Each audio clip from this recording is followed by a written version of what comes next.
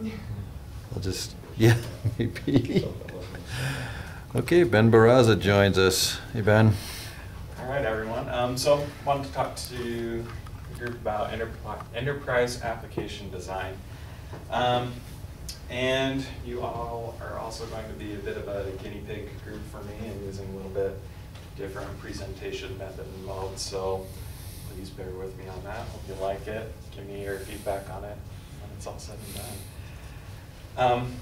So when we talk about enterprise application design, you know, it's congratulations, we've got a new product. Might be an application, this might be a new car, this might be a new fashion, whatever it is.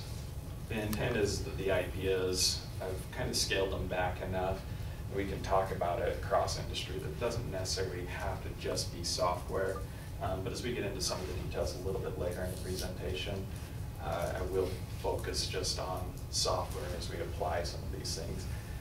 But I also want to leave enough time through the course of the slides so we can talk about some of the ideas that are in here and some specific application.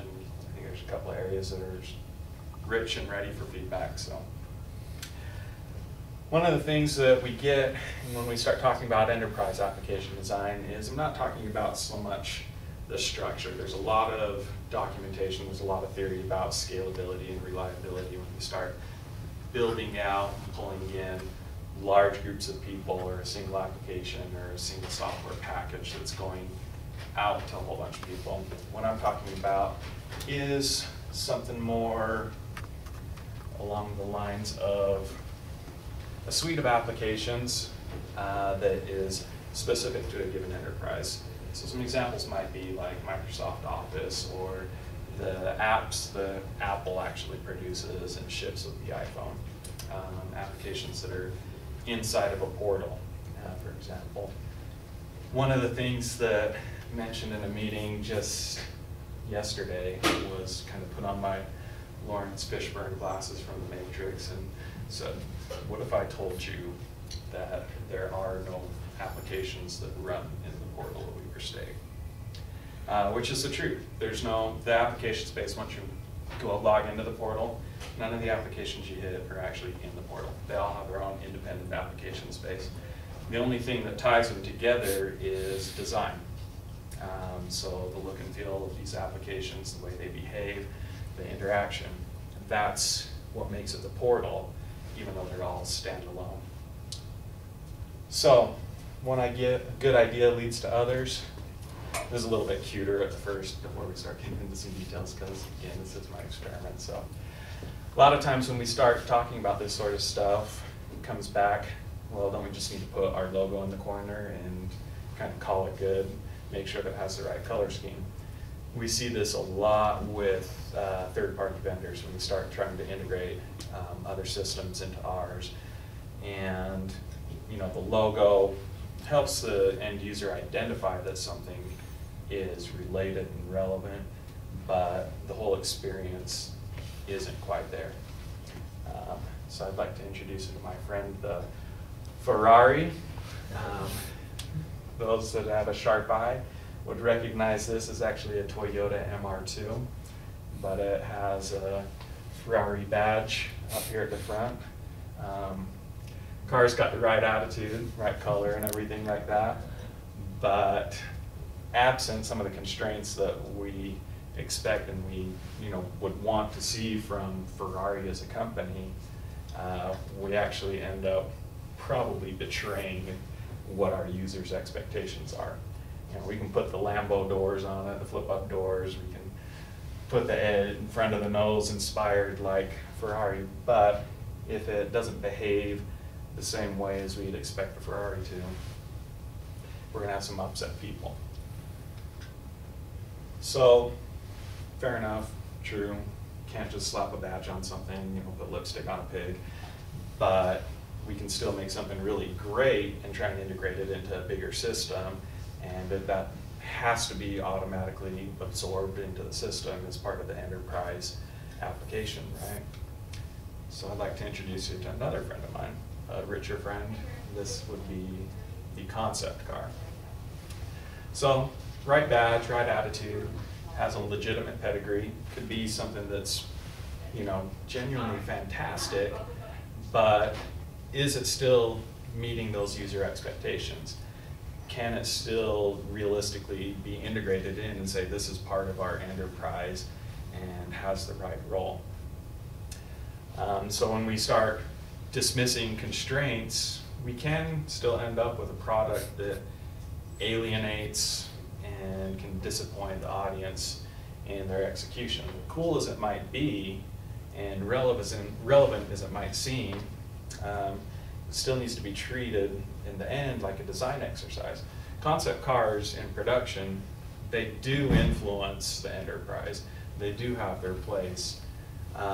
But to just introduce one into the lineup, there's a lot that ends up having to change with core aspects of the business to be able to accommodate it. Same sort of thing can happen with an application. If we get something that is light years beyond what the users expect to see, what they're used to doing, we can actually alienate them. They don't know what to do with it. They don't know how to interact with it. It might be a superior device. It'd be like showing up with a smartphone to someone in the 80s or 50s or something like that, right? To hand it to them and say this is a far superior device. They might look at it and not even be quite confident or sure how to get it on, turn it on. My phone, it's an Android and it's got the draw pattern to unlock, and you can see someone tapping on those like they might be buttons or something like that. So great design, but could still alienate the users if it's not approached correctly. So when we start to recognize the different forces that influence what our product is, so we take this kind of approach where we still have to treat these as applications one at a time, but we have to develop some sort of system to, when we're creating these applications one at a time, or when we're evaluating what we're going to be integrating and bringing into the system, we have to recognize what we can control, what we can't control, what's influencing the application, and what's influencing that design to be able to put it all together. So when we talk about all these forces, there's two kind of bigger categories. One is the constraints that we run into. So these are the explicit limitations that we have, and they might be something like from the platform or the environment. These might be technology constraints, government restraints, resource constraints that we have. One of the things that we've talked about at Weber, from more of a technical architecture, is we'd love to move to an Oracle RAC system, which is their distributed database, but it's insanely expensive. So we've got some resource constraints that we have on what we can really do and what we can really design, and the scalability that we can build into some of those Oracle-backed applications. Some of these other types of things that we can talk about when we're looking and evaluating the platform and environment is mobile or Wi-Fi. Do we have local serialization that's available? Are we operating on a phone or a desktop, tablet, Windows, Linux, Macs, web or native? Just a lot of different things that are influencing what we really can do with the application. But on the other side of it, we also have certain models. These are patterns that define kind of an expected behavior. And I think this is going to be one of the areas that we can talk in a little bit more detail, especially when we talk about the user's model. The user comes into an application with a certain expectation. They might have gained this expectation through interacting with some of our other applications. If they've been browsing websites, they've learned how to navigate a Weber State web page, and as they drill down further and further into the site, they know where the navigation is, they know where they're supposed to be looking for images, where they're looking for content, where if they want to share it, where the social pieces are. That might be later. They know where to find it. They might get that experience through some social framing as well. We see this when people tell you how cool an application is. They let you know what it can do. You have your friends, or you see something on TV or whatever in advertising where, a frame is put forth to the user, and they can bring that expectation into it. They know I can't remember what the new burner app is with images, but they know that they can text images and it'll destroy the image after 1 to 10 seconds. Snapchat. Thank you. So there's a social framing about Snapchat. How many have Snapchat and have used it? So just a couple. But there's more than a couple of us that know how it works and what the expectation of the operations of that application are ultimately going to be. So we have some, operational things. Motorcycle riders. Any motorcycle riders in there? Any rides in here? A former. Former? Can you remember, let's see, where the brakes are on a motorcycle? Got your front brakes up there on your right hand, you got the rear brakes on your right foot, and then your transmission stuff is going to be clutch on your left hand and shifting with your left foot, right? That's pretty standard. There are some exceptions. But generally speaking, if you want to go out and test ride a new motorcycle, that's the contract that's been put forth to you by the industry. As a user, I can go in with that operational expectation and have an idea of how that application, how that product is going to work. So again, getting further into an application, there might be some organizational expectations that the user has. We see this with traditional web pages where navigation is on the left or across the top, and as Dr. Josephson showed last week, that's where they scan.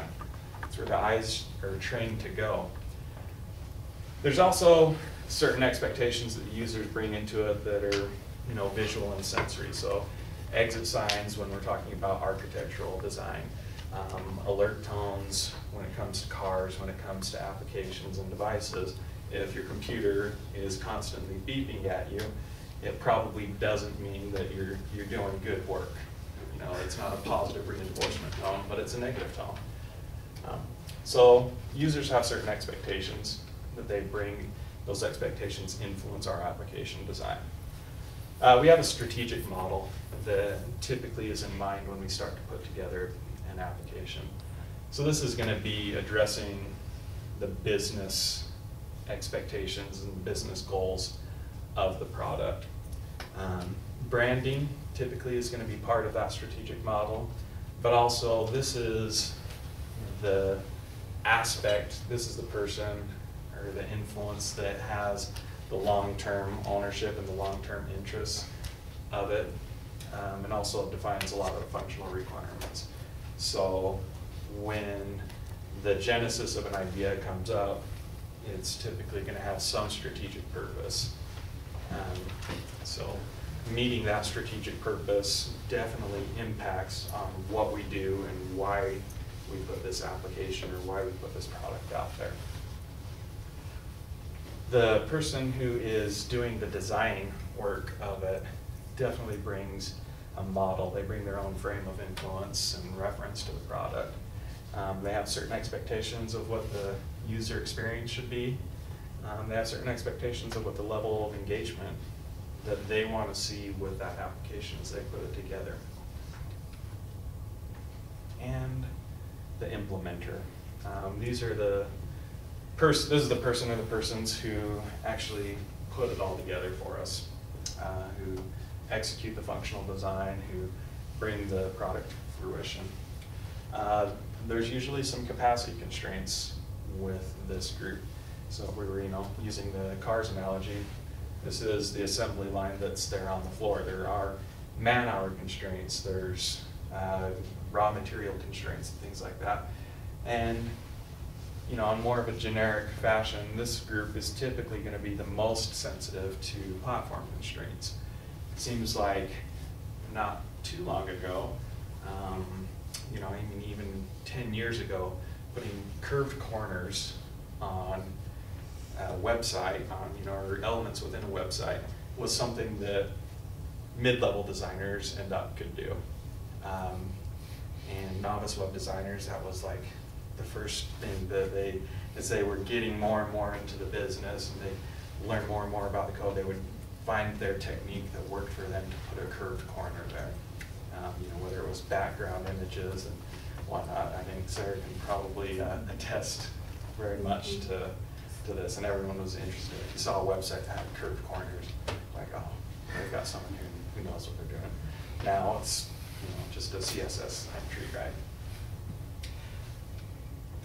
So these individuals or group of individuals, they all bring their own influence into what the end product is going to look like.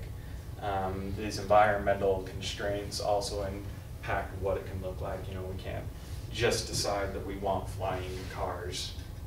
We do have these, you know, regulations that are out there, and, you know, just the genius of the species and the demand for the product. So we do have some control, though, over these influencing forces. We do have some control when it comes to the strategic model, the designer's model, and the implementer's model. These are all going to be in-house people or individuals that we've hired, and they're the ones that are, you know, we're designing this strategic model and we're executing it. And we can understand the platform environment. We can understand and seek to understand what our users are doing. We can try to influence it, but influence on these sorts of things is pretty slow going. Our control that we have really only extends as far as our influence. So a designer, really, if that person doesn't have a lot of influence within the organization, they're going to have a really hard time imposing their model or their expectation of what an application should be onto the strategic group, or they're going to have a hard time imposing that on the implementation group. Same thing can happen if you've got, you know, so if you've got a really strong individual or a really strong group in one of those three areas, it's going to be hard for the other two to influence them. Same sort of thing that you'll see with more the executive level is you might have someone who oversees the strategic group, the design group, the implementation team, but they might still insist on doing something that can't be done with the platform or with the framework. They have a fundamental misunderstanding, or they want to change how things work without regard to what and without respect to the influence that the platform actually has on the application. So you'll see, we've been seeing this with individuals who, if it runs on a phone, they assume that it can do everything that a native application can do. So if it's a web application that's running on a phone, well, why can't I, you know, take pictures with it? Why isn't it just responding to the accelerometer and things like that? Even though it's actually running within the browser application on the phone. So sometimes communicating those things and helping other individuals within the organization can be a challenge, because they want to be able to control all of these influences, but they really can't. So I'd like to introduce my rasterized young lady friend and introduce the idea of a tactical kit. So when we talk about the tactical kit, really it's just a set of guidelines, product strategy, and platform knowledge that when we bring all of that together, we can influence a given application. And this is, you know, something, all of these things certainly apply to one, but when we start focusing on guidelines and product strategy, platform knowledge as a group, and we have an organized way that we're approaching these different issues, we can actually influence and control with a much greater degree the areas that we have control, the strategic, the designers, the implementers, and whatnot. Tactical kit in the details, and a lot of these details come from Apple. So when they talk about designing for the iOS, they apply a lot of these ideas. So there's experience guidelines. These are things that are designed to impart a consistent user experience through branding, task focus, and logical usage. So that the idea of opening up a new application on Apple should be a very specific experience.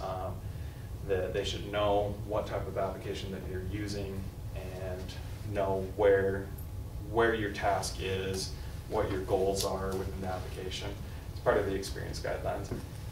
These entity pieces, entity technology, entity element, and entity customization, these end up being kind of specific to the business entity, right?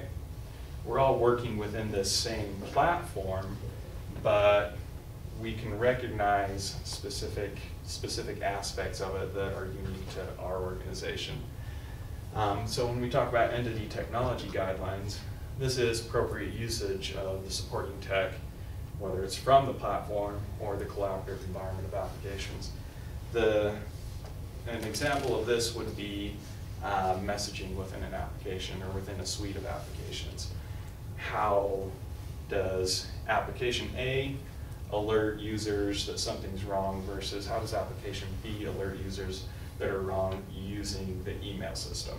So both of these external applications are making use of a third-party application to communicate a message in a consistent way.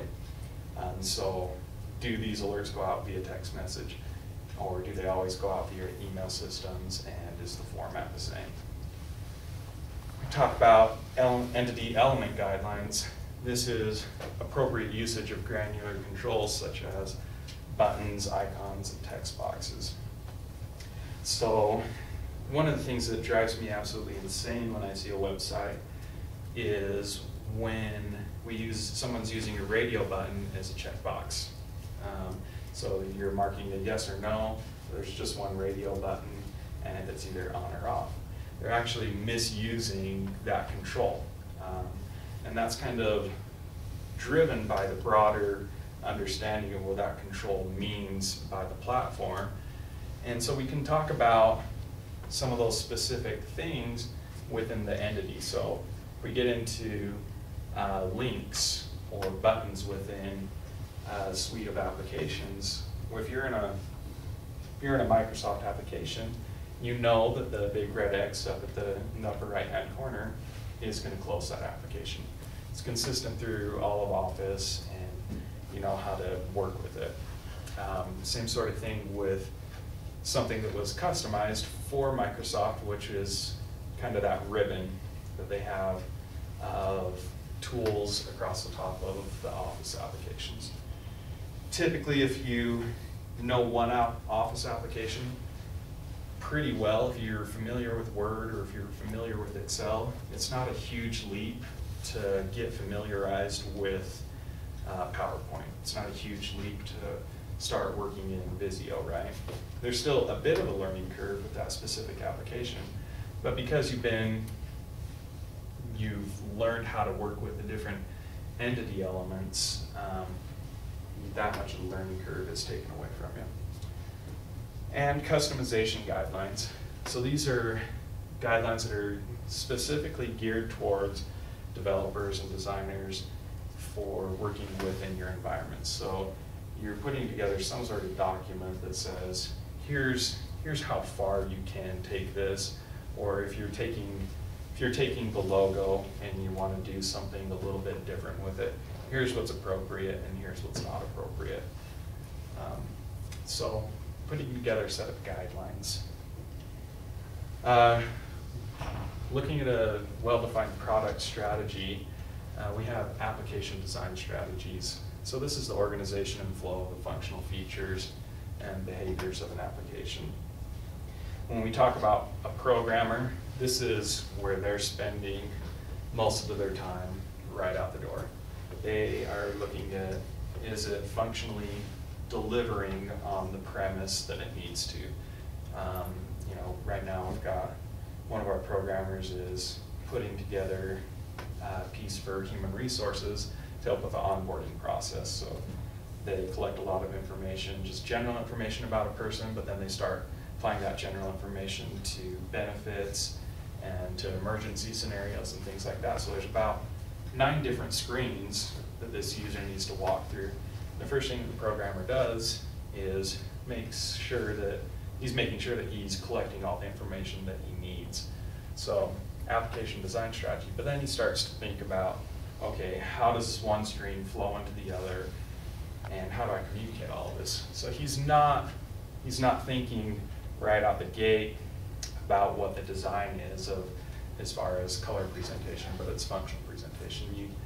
You do typically see this with programmers that haven't had exposure to more traditional design. And last would be platform knowledge. There's characteristics of the platform. So these might be, attributes and constraints of the operating environment, input devices, browser speeds and capabilities, operating system capabilities. One of the things that's challenging right now is the difference in the mobile environment versus desktop environment with the changing input devices. You can't lasso things, clicking and dragging, which is something that's very comfortable, very familiar in a desktop environment, isn't something that's quite as easy to do, and we're still trying to figure it out as a development community, how to do those same sorts of actions within the mobile world, within that touch world. And human interface principles. So these are characteristics of design directed to how humans are going to interact or would expect to interact with an application. I put this in the platform knowledge group, but really it could probably move up to the guidelines and be in a little bit of both. But it's just really recognizing that the user is bringing some expectations into the model, and some of those expectations are going to be driven by how they physically are going to be interacting with it. So with our tactical kit, these guidelines, these documents, whether they're white papers or application functional requirement documents, we end up being able to apply it in a couple of different places. Once that toolkit's given to the strategic model, to the person or persons behind it, the designers have that same toolkit and the implementers have it, they're then still influencing what happens in the application, but they're influencing from a common perspective and common ground. Now, there's still no influence that they have over the user model or over the platform environment. That's still going to drive a big portion of how successful an application is going to be, or how successful a product is going to be once it hits the market. But when we start talking about moving this single application into an array, having that tactical toolkit cuts down on a lot of the process as far as development time, development standards, design time, design standards, etc. So internally, having those standards defined, we start influencing each other. Designers and implementers are talking, where it gets back to the strategic persons and whatnot. So that document can be living and breathing and evolving, and influencing one another as they start to talk about, well, here's why we can't use radio buttons in that way, and why we should be using checkboxes that way. And the designer says, oh, okay, sorry, I just like the way radio buttons looked, or liked, that it was working with this circular theme that we have going. Didn't realize that it was a violation of entity guidelines or constraints. So there's that internal influence that impacts the application. But the application does start to influence what's happening out in the broader world. And these are much slower changes.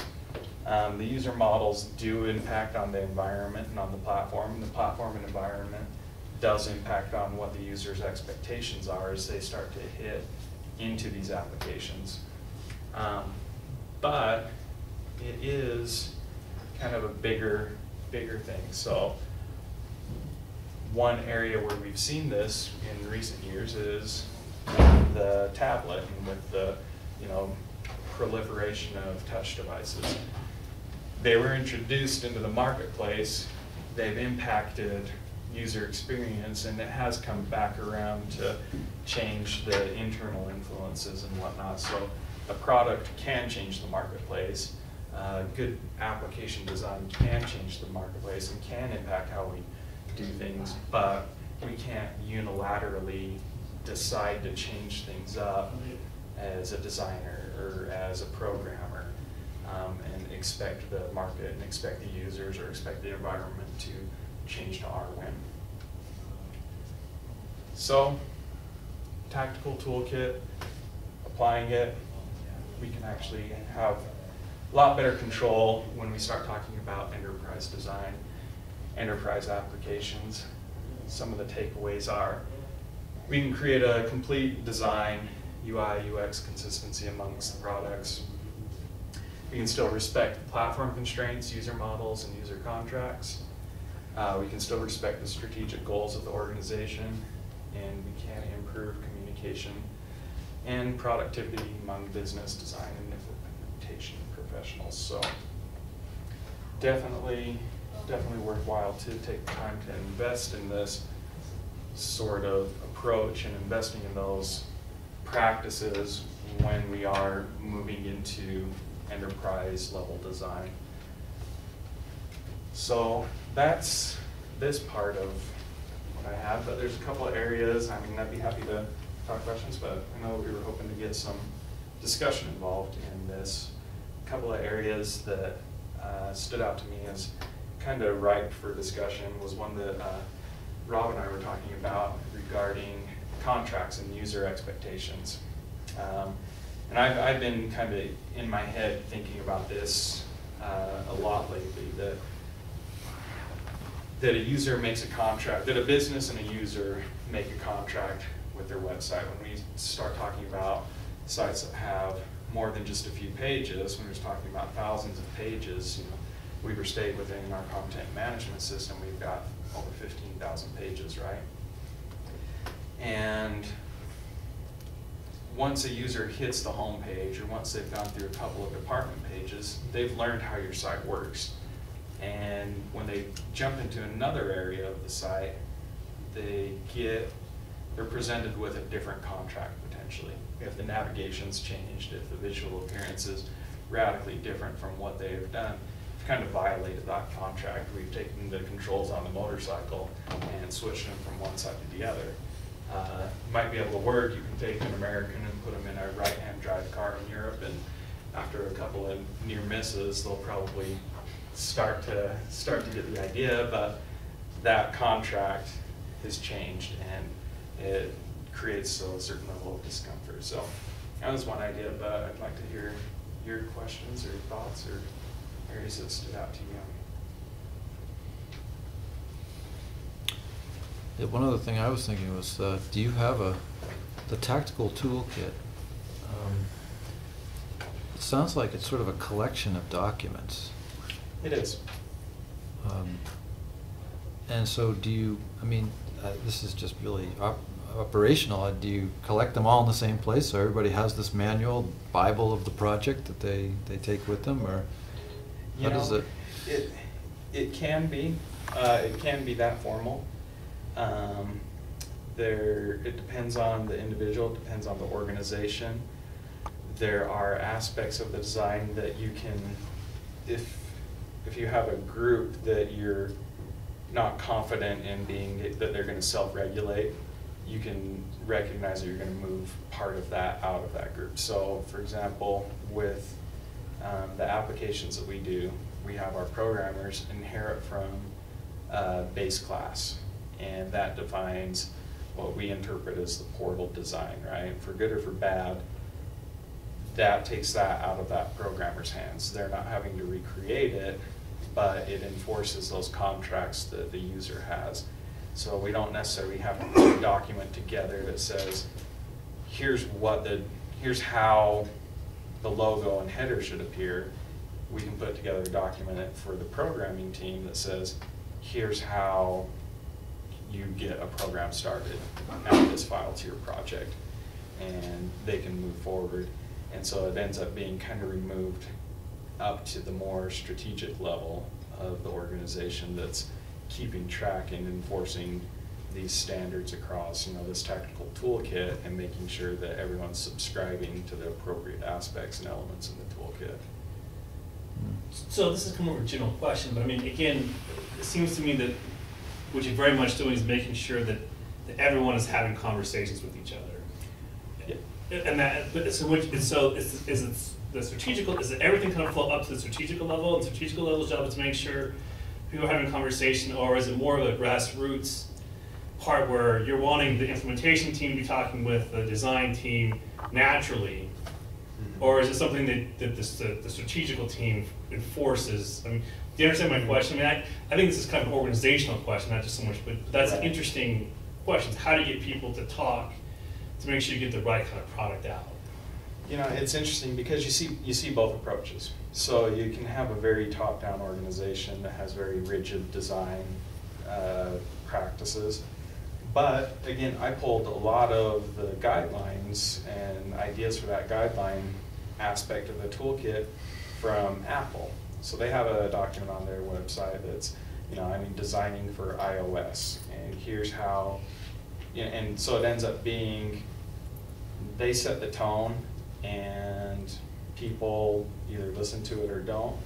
But one thing that you do notice is those that kind of respect that document are much more likely to have successful applications within the iOS store. So it's very loose and very disjointed, and developer communities are talking about it. You're getting developer communities that are evaluating their own applications, or cross advising each other. Things like that happen, and it is driven by the guidelines, but it isn't enforced necessarily. But you're saying it's almost like they weed themselves out to some degree. Yeah. I mean, if they're not following the guidelines, they're going to be less successful. The less successful, the natural process of things, that they just kind of go away. Yeah, I mean, the success of it ultimately ends up being either you got to have an enforcement portion within the organization, or you got to have a cooperative group that's all on the same page. Either one or the other has to exist. And when you do here, do you guys have a common document that you actually use that people edit, go in, and just out of curiosity? I'm just kind of getting curiosity. We haven't actually formalized a lot of this, so we've grown up and have enforced, and that's probably why a lot of design struggles, but how it kind of came about is we had programmers who understood application strategy pretty well, but they didn't understand design strategy, and they were just involved purely on the implementation. We said, okay, how can we start bringing these people together? And we developed technical controls and technical checks to allow them to do that. But what the technical things end up doing is subscribing to this set of rules and constraints. So and there's one of the things with any sort of guideline-based approach to this is there's going to be some room for innovation. There's going to be some room for lateral movement, and there is some expectation that applications can drive incremental change, and occasionally that they'll have radical change. So along those lines, Pat, I'm wondering how this affects quality control departments. I don't imagine it eliminates them, but it does seem to take some of the responsibility from them, which might be a good thing because it simplifies their task. So is QC now just kind of at the level of implementation, making sure the product does the right thing? Yeah, there's different individuals that have the different stakes in the application, end up enforcing the areas of quality control that they're most interested in. So if departments ask for a specific application and they're just purely focused on functional stuff, usually that's what the quality control is built to, and they might just be meeting minimal visual design standards or something like that. But if there are more rigid expectations for it, then it does go through rigid visual visual design practices with lots of review. I didn't get into much of the technical design, but as far as quality control on security and things like that, we've got a different approach and different setup for that sort of process. But they no longer have to worry about user interface in a sense. Yeah. You know, they meet some of it. They do pull in some of those different element guidelines and things like that, but they don't have to spend a lot of time referring back to the document. They know that they're going to be inheriting the appropriate set of fonts. They know how to place a button on the screen. They know how to use a checkbox, and they have a consistent way to message users, so they don't have to worry and think too much about that stuff. And there is a little bit of social enforcement. So if someone does something weird or different, someone let them know. It's like, well, you're not using that right. You're putting messages up in this bar that's not appropriate. Things like that happen.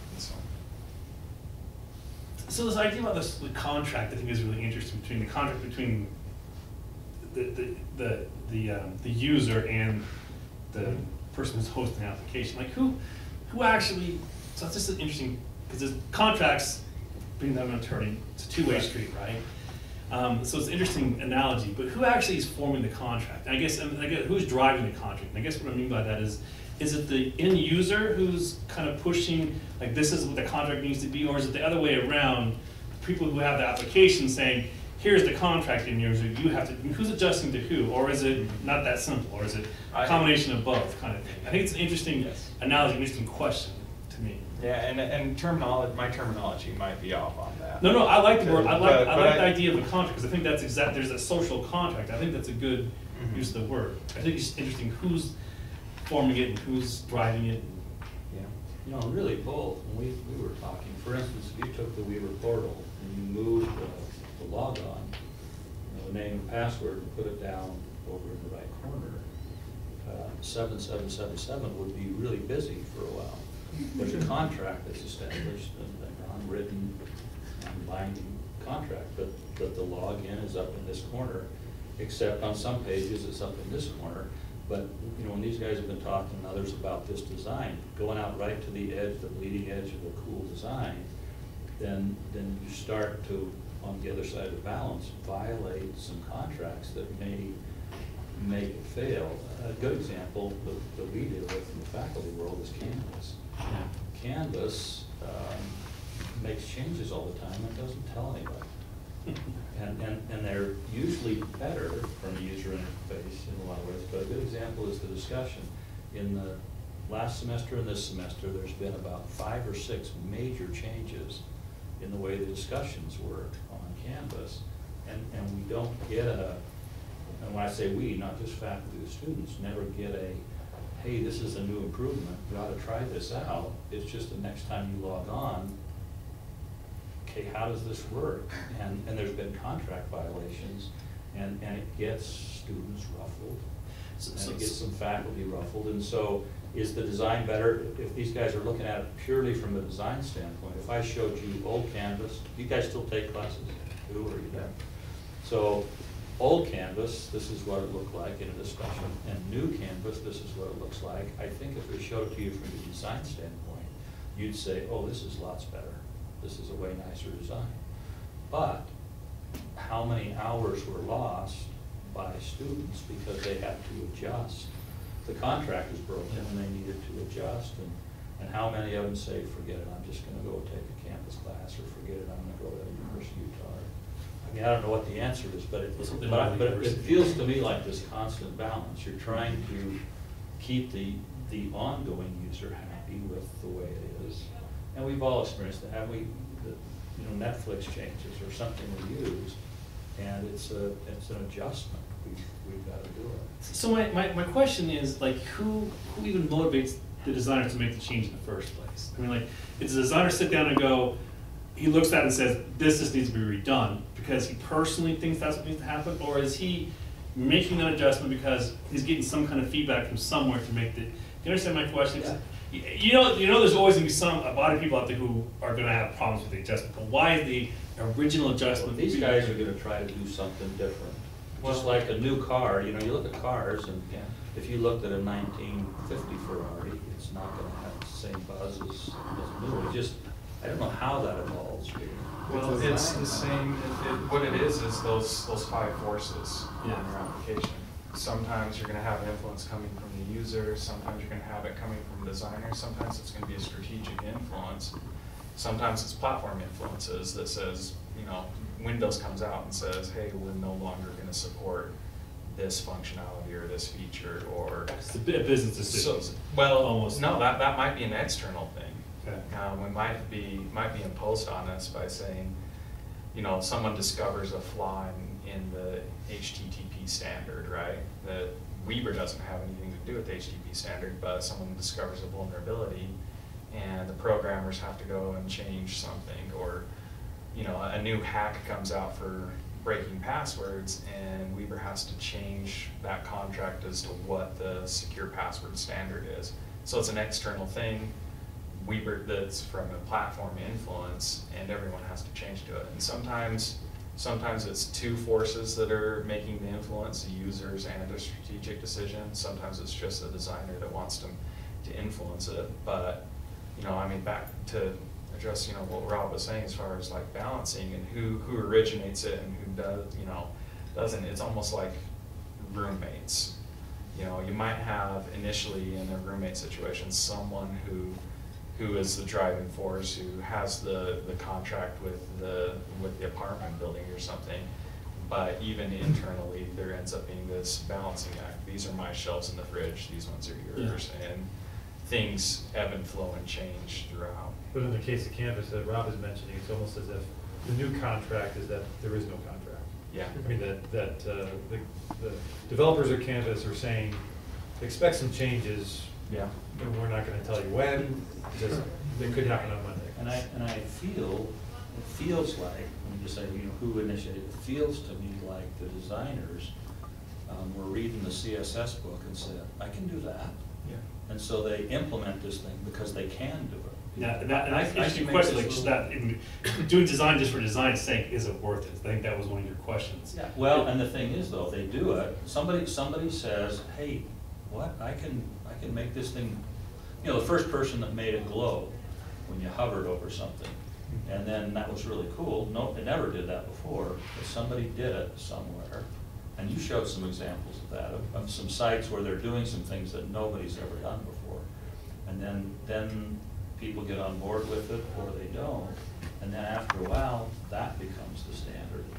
But I think a lot of times, it's less, from my standpoint, in the web world or mobile world, it's less driven by the end user saying we want this, as it is about a designer saying, I can do that. I think big And firms, that's that. especially like a university where your user's not paying you and are forced to use it. I mean, you crappy design because of things like that. I mean, you just throw out crap because they're forced to use it. We're in the business world, and that's what we're in. If we have a better design than our competition, then we get sales. Well, So but that's what most- drives it, is but we design things all Most day of what long. you showed, I don't know how much you get beyond that, is the usability. In other words, when Yeah. presentations up to today have been about how appealing is this? How is my, you know, my eyes gonna work? Or, but in the world we live in, kind of on this end of the table, is as they go through the fields, and what kind of an error response do they get, and how do they know this discussion has been read or not read? And there's just a lot of more mechanical, visual things that have to go on, as opposed to just, does it have a blurry picture in the back? Because that will make it more appealing, and maybe I'm gonna Yeah, go it's to a not just what's school. appealing, it's about what's intuitive to get through the process. Half of what we do, we're designing things that aren't for necessarily end users. We're doing a QuickBooks-like program right now for hospitals. You know, no end user's gonna see it. It's for their back-end system administrators that are gonna do it, but we have to make it so they look at the page and instantly know what to do, and they're not wasting time trying to Right. figure out how to do it, you know? And if we don't do it right, then our competition will. And so, because of our end user, we'll just hire someone else to do it, you know, we have to make it super intuitive in that way. Well, what I'm saying is, right is a moving target, and so at what point does what used to be wrong become right? You know, just an easy example is big gray buttons. you know, big gray buttons used to be the contract. That's the way people, they look for the big gray button somewhere on the form, and that's how they did it. And then somebody said, well, what if instead of a big gray chiseled button, we just had a flat button? And then it turned out that that now becomes standard, and if you've got big gray buttons, then that makes your website look old. And so obviously it moves, but how that gets driven. Yeah, I Kind think of like fashion I things. think that's a reason to update all the time. I think an angle that's kind of important to consider is sometimes, I mean, whenever you make changes, users are going to complain no matter what. You look at Facebook, anytime Facebook does anything, there's an outrage and people say, I'm going to quit Facebook, I'm not coming back, and they never do. They always stick around. And even if it's to make the usability better, people will complain, and I think sometimes you have to not be afraid of your users complaining if you're really doing it for a reason that will help the usability in the end. And it is, except for, again, in the business world, if it takes users X hours to get used to the interface, that's lost income, that's lost revenue. So you have to say, then will the new interface bring back enough revenue, make them more productive enough that I'll get that back? Otherwise, if for 3 days you lose revenue, then you've got a problem with the interface. Even if it's better in the long run, Facebook, I guess their loss of revenue is just losing customers, but they don't really care if it takes somebody longer necessarily. As long as it helps in the long run, it's quickens it They're later gonna on. get it back in the I think the last change that Facebook did, they did a lot better, because before they just forced it and everybody complained and it all happened at once, but they did this new timeline update and they let Facebook users decide to opt in. So if they wanted to do it, they could do it until a certain deadline where everybody had to do it. So it's kind of gradual and it let people kind of ease into it. And that probably better. they learned on this contract. They too much violated the contract one time, and so they learned, let's see if we can get along better in these terms of this contract. Because there's no contract. Facebook could be completely different this afternoon, and there's no legal binding.